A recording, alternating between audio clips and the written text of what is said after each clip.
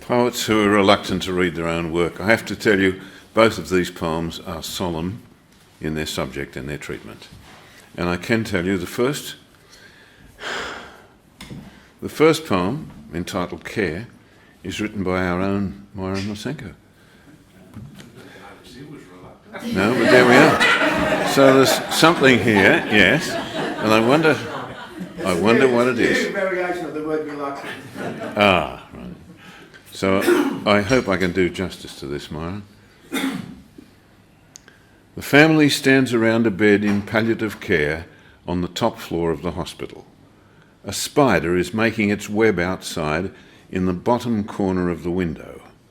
The weather is unsettled, but the sky is magic with sunset. Mother enters with a big bouquet of flowers.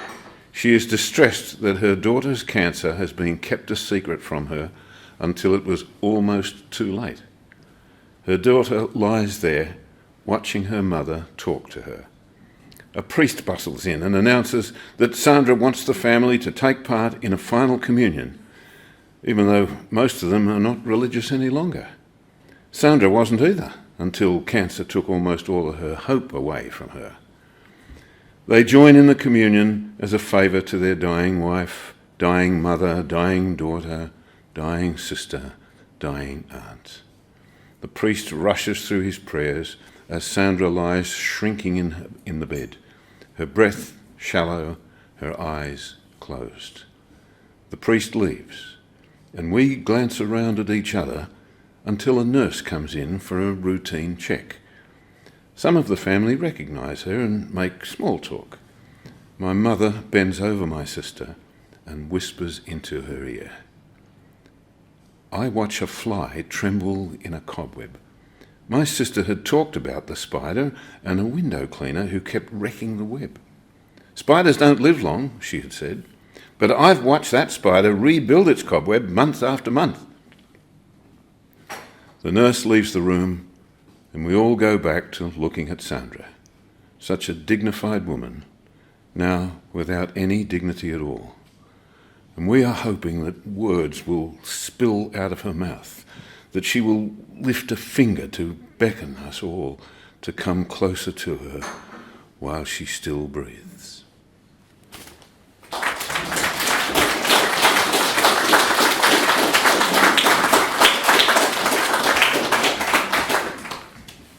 The next poem is by someone who is with us this afternoon, but who will remain anonymous. They said he went off with her best friend. She begged and pleaded. He did not come back to her. Margaret plodded on, twinkle in her eye, twilight in her heart. I'm sorry, I should have said the title of this poem is Twinkle in Her Eye. Margaret plodded on, twinkle in her eye, twilight in her heart. Her daughter dropped out of school and started taking ice. He did not come back to her. Margaret plodded on, brighter twinkle in her eye, nightfall in her heart.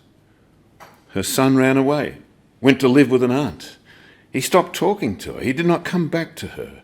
Margaret plodded on, twinkle brighter than ever, midnight in her heart. She lost weight, dropped kilos by the dozen. She looked like a supermodel. He did not come back to her. Margaret plodded on, twinkle unbearably bright, darkest night in her heart. Then came dawn.